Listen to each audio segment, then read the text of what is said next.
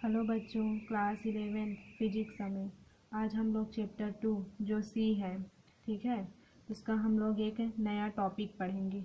उस टॉपिक का नाम है प्रक्षेप्य गति। ये प्रक्षेप्य गति बहुत ही इम्पोर्टेंट टॉपिक है, तो आप लोग अच्छे से ध्यान दीजिएगा।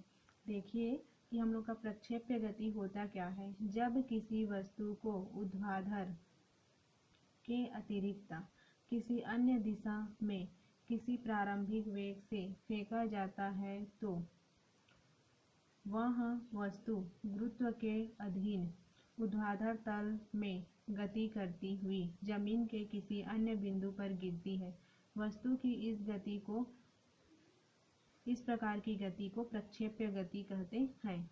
अब लोग प्रक्षेप्य गति का मतलब यहाँ पे अच्छे से देखिए। जो मैं यहाँ पे ये डेफिनेशन बताई उसको मैं मैथमेटिकली के रूप में ऐसे दिखा सकती हूँ। देखिए इसमें क्या है कि हम लोग का जब किसी वस्तु को ऊर्ध्वाधर मतलब नीचे से ऊपर जाता है उसको ऊर्ध्वाधर बोलते हैं। तो ऊर्ध्वाधर के अतिरिक्त किसी अन्य दिशा में किसी प्रारंभिक वेग, देखिए हम लोग का वस्तु यहाँ पे है, इसको मैं एक वस्तु मान के चली हूँ, ये यहाँ पे डार्क कलर में है, वो हम लोग का वस्तु है, उसको प्रारंभिक गति, ठीक है, प्रारंभिक वेग से फेंका जाता है। ऐसे करके गया और हम लोग का जो पृथ्वी का अन्य बिंदु है, ये प्रारंभिक वेग नहीं, प्रारंभिक बिंदु नहीं, प्रारंभिक से अन्य बिंदु पर जाके वह वस्तु गिरता है। तो इसकी ये जो बीच में जो गति है, इस गति को हम लोग क्या कहते हैं? प्रक्षेप्य गति। जब किसी वस्तु को ऊर्ध्वाधर के अतिरिक्त किसी अन्य दिशा में किसी प्रारंभिक वेग, ये देखिए प्रारंभिक वेग से फेंका जाता है तो वह गुरुत्व के अधीन ऊर्ध्वाधर तल के गति करती हुई जमीन के किसी अन्य, देखिए हम लोग जमीन है, जमीन के किसी अन्य बिंदु पर गिरती है। तो वस्तु की इस प्रकार की जो गति होती है उसको हम लोग प्रक्षेप्य गति कहते हैं। प्रक्षेप्य गति का कुछ एग्जाम्पल देखिए।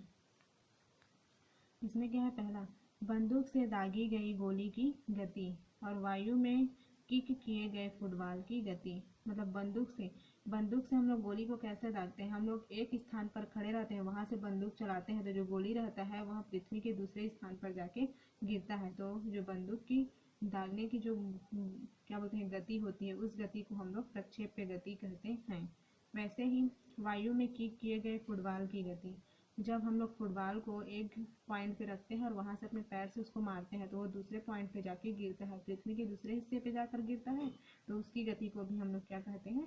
प्रक्षेप्य गति।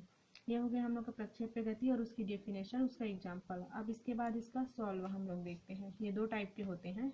प्रक्षेप्य हम लोग का गति है। प्रक्षेप्य गति दो प्रकार की होती है, पहला क्षैतिज प्रक्षेप्य और दूसरा तिर्यक प्रक्षेप्य। तो आज की वीडियो में हम लोग क्षैतिज प्रक्षेप्य को देखेंगे और कल जो मैं पढ़ाऊंगी उसमें तिर्यक प्रक्षेप्य को देखेंगे, ठीक है। तो क्षैतिज प्रक्षेप्य में हम लोग सॉल्व निकालेंगे क्षैतिज गति के लिए, फिर उसका उड्डयन काल क्या होता है, क्षैतिज परास क्या होता है, अधिकतम दूरी क्या होता है, ये सब हम लोग इसमें ज्ञात करेंगे। तो देखिए क्षैतिज प्रक्षेप्य, तो मेरा यहाँ पे क्षैतिज प्रक्षेप्य हो गया। क्षैतिज गति, तो क्षैतिज गति क्या होगी? जो हम लोग की एक अक्ष में जो गति होती है उसको हम लोग क्षैतिज गति कहते हैं। तो क्षैतिज गति के सॉल्व के लिए आप लोग पहले स्ट्रक्चर को देखिए, इस प्रकार से बना रहेगा। यहाँ पे देखिए, ये मेरा ऊपरी हिस्सा है, ये मेरी नीची, और ये पूरा ये पृथ्वी का दूसरा हिस्सा बोलते हैं, वैसी है। तो देखिए हम लोग का एक वस्तु है, ठीक है, ओ पर एक वस्तु है, वो हम लोग की गति करती हुई अन्य पृथ्वी के अन्य स्थान पर आती है प्रारंभिक वेग u से, तब y दिशा में y के समांतर y दूरी तय करती है और x दिशा में x के समांतर x तय करती है, और पृथ्वी से h ऊंचाई पर एक बिंदु O पर उपस्थित है, ठीक है। यहाँ पे P एक हम लोग का बिंदु है, x और y हम लोग के दो अक्ष हैं। तो इसका सॉल्यूशन हम लोग कैसे निकालेंगे उसको देखिए। ये क्षैतिज गति के लिए क्षैतिज प्रक्षेप्य के पहला पॉइंट में क्षैतिज गति के लिए मैं निकाल रही हूँ। अलग अलग पॉइंट करके क्वेश्चन पूछा जाता है ना। तो यहाँ पे देखिए, इस गति में प्रारंभिक वेग ux इक्वल टू u तथा त्वरण ax equal to 0, s equal to x। इसको आप लोग ध्यान दीजिएगा कि इसमें मैं जो क्षैतिज गति है उसमें सॉल्व निकालूंगी। तो इस गति में जो मेरा प्रारंभिक वेग है ux, उसको मैं यहाँ पे u करूंगी तथा त्वरण ax को मैं 0 लूंगी और s जो रहेगा उसको x लूंगी, क्योंकि हम लोग का इसमें विस्थापन x दिशा में x हो रहा है और y दिशा में y हो रहा है। हम जानते हैं कि गति के द्वितीय समीकरण, से वाला समीकरण मैं आप लोगों को प्रूफ करके दिखाई थी, वहीं से इसको लाई मैं। s equal to U T plus 1/2 a t का स्क्वायर होता है। तो यहाँ पे देखिए जो मेरा ux है, तो यहाँ पे एक्स दिशा में हो रहा है तो यहाँ पे यू एक्स रख दी, टी का टी प्लस 1/2, ए की जगह मैं ए एक्स रख दी और ये मेरा हो गया टी का स्क्वायर। इसके बाद इसको देखिए, तो ये सब वैल्यू को भूलिएगा मत, क्योंकि इसको मैं अभी उसमें पुट करूँगी। यहाँ पे देखिए S U x T plus 1/2 x T का स्क्वायर, ये एस बराबर मैं एक्स ली थी उसको डाल दी, यू एक्स बराबर यू ली थी उसको डाल दी, फिर टी प्लस 1/2, ए एक्स का वैल्यू मैं क्या बताई 0 है, फिर टी का स्क्वायर। अब देखिए एक्स का एक्स है, ये यू टी का यू टी, और यहाँ पे 0 है मतलब 1/2, टी का स्क्वायर को 0 के साथ मल्टीप्लाई करूँगी तो 0 आ जाएगा। फिर एक्स का एक्स है, ये मेरा हो गया यू टी। अब यहाँ पे देखिए टी का वैल्यू जब मैं निकालूंगी तो एक्स अपॉन यू आएगा, तो एक्स का एक्स और इसका अपॉन में यू हो गया।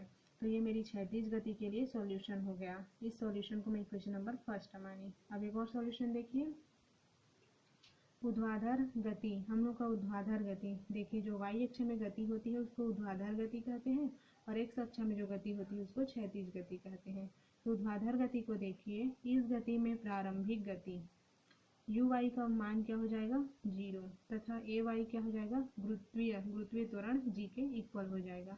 फिर देखिए गति के द्वितीय समीकरण से वाई दिशा में है तो यहाँ पे मैं वाई रखी equal to U Y T plus 1/2 A Y T का स्क्वायर। ठीक है, वाई का वाई है, यू वाई बराबर यहाँ पे कितना है 0, तो यहाँ पे मैं क्या रख दी 0। ये देखिए टी का टी प्लस का प्लस 1/2, ए वाई बराबर कितना है मेरा जी, तो यहाँ पे जी रख दी, ये मेरा टी का स्क्वायर।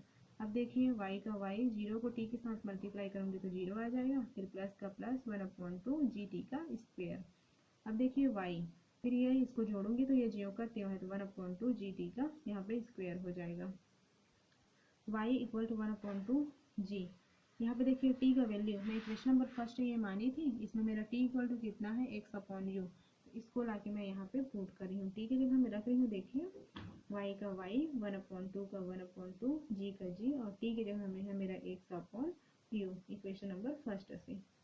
वाई का वाई 1/2 जी, ये एक्स का स्क्वायर हो जाएगा और यू का भी स्क्वायर हो जाएगा।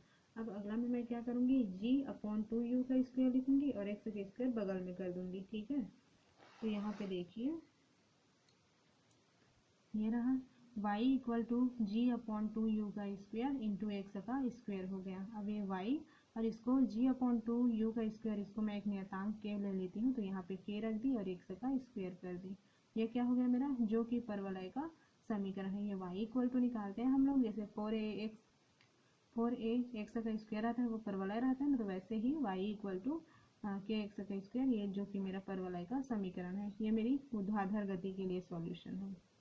अब देखिए उड्डयन काल के लिए, ये बहुत ही इम्पोर्टेंट टॉपिक है उड्डयन काल क्षैतिज प्रक्षेप्य के लिए। ठीक है, क्षैतिज प्रक्षेप्य में देखिए हम लोग का उड्डयन काल का परिभाषा होता क्या है।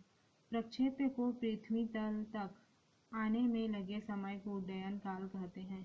प्रक्षेप्य को पृथ्वी तल तक, जैसे हम लोग एक वस्तु यहाँ से फेंके हैं, उसको ऊपर तक ये गया, पृथ्वी तक उसको आने में कितना समय लगता है। देखिए अभी चित्र बताइए, वैसे ही यहाँ पे एक वस्तु है जिसको मैं फेंकी, इसको पृथ्वी तल तक आने में जितना समय लगता है उसे उसकी क्या कहते हैं हम लोग उड्डयन काल कहते हैं। लगे समय को उड्डयन काल कहते हैं। ठीक है, प्रक्षेप्य को पृथ्वी तल तक आने में लगे समय को उड्डयन काल कहते हैं। ठीक है, तो हम जानते हैं कि वाई दिशा में गति के समीकरण से, वाई दिशा के लिए गति का समीकरण क्या हो जाएगा, Y equal to U Y T plus 1/2 A Y T का स्क्वायर। अब यहाँ पे देखिए सामने में तो ये वैल्यू मैं नहीं लिख पाई तो यहाँ पे लिखी हूँ, आप लोग इसको सामने में भी यहाँ पे लिख सकते हो। यू वाई प्रारंभिक वेग क्या हो जाएगा 0, जो स्मॉल टी है वो उड्डयन काल को कैपिटल टी से व्यक्त करते हैं तो स्मॉल टी कैपिटल टी हो जाएगा।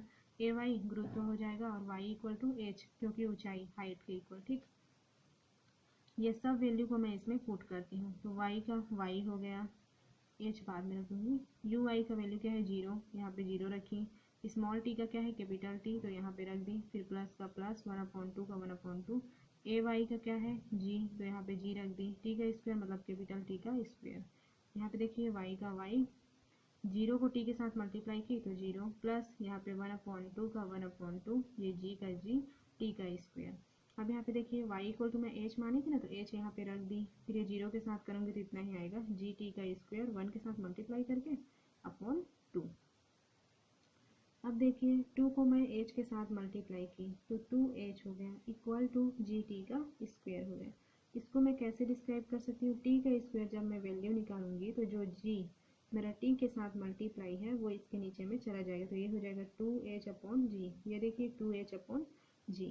अब ये t का मैं यहाँ पे t रखी और स्क्वायर है उसको इधर जाके रूट ओवर में कन्वर्ट कर दी, t equal to root over 2h upon g। यही उड्डयन काल है। जो उड्डयन काल का हम लोग को सॉल्यूशन निकालना था ना, ये देखिए उसका सॉल्यूशन मेरा क्या हो गया, ये वाला t equal to root over 2h upon g। एक और पॉइंट बचा है उसको भी हम लोग निकालते हैं। ये फॉर्मूला याद रखिएगा, इसको मैं पुट करूंगी अभी जो सॉल्व बताऊंगी उसमें। यहाँ पे देखिए क्षैतिज परास, मेरा क्षैतिज परास है उसी में का जो मैं क्षैतिज प्रक्षेप्य ज्ञात कर रही हूँ, उसमें मैं क्षैतिज गति निकाली, ऊर्ध्वाधर गति निकाली, फिर उड्डयन काल निकाली। अब क्षैतिज परास पेपर में जो पॉइंट बोलेगा आप लोग उसी को निकालिएगा, बाकी पढ़ना तो सभी पॉइंट को है। तो क्षैतिज परास का डेफिनेशन पहले देख लीजिए। प्रक्षेप्य द्वारा उड्डयन काल में तय की गई अधिकतम क्षैतिज दूरी को उसका क्षैतिज परास कहते हैं। इसे कैपिटल आर से प्रदर्शित करते हैं। देखिए प्रक्षेप्य द्वारा जो उड्डयन काल का मैं परिभाषा बताया उसमें तय की गई अधिकतम क्षैतिज दूरी को उसका क्षैतिज परास कहते हैं। मतलब उड्डयन काल में जो हम लोग अधिकतम क्षैतिज दूरी तय करते हैं उसे उसकी क्षैतिज परास कहते हैं। इसे कैपिटल आर से प्रदर्शित करते हैं। कैपिटल आर इक्वल टू हो गया यू कैपिटल टी। तो ये u मेरा एक नियतांक है, r अनुक्रमानुपाती t हो जाएगा, ठीक है। और u मेरा प्रारंभिक वेग है, मानो नियतांक नहीं सॉरी प्रारंभिक वेग।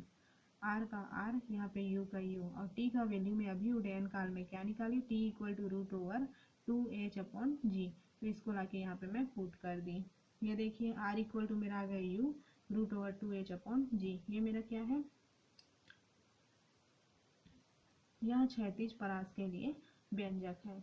तो मेरा जो क्षैतिज प्रक्षेप्य गति का 2 पॉइंट था, पहला क्षैतिज प्रक्षेप्य और दूसरा तिर्यक प्रक्षेप्य। तो आज के वीडियो में हम लोग क्षैतिज प्रक्षेप्य को देखे, उसमें हम लोग निकाले क्षैतिज गति, ऊर्ध्वाधर गति, उड्डयन काल और क्षैतिज परास। तो आई होप ये वीडियो मतलब इसमें जो मैं बताई वो आप लोगों को समझ आया होगा।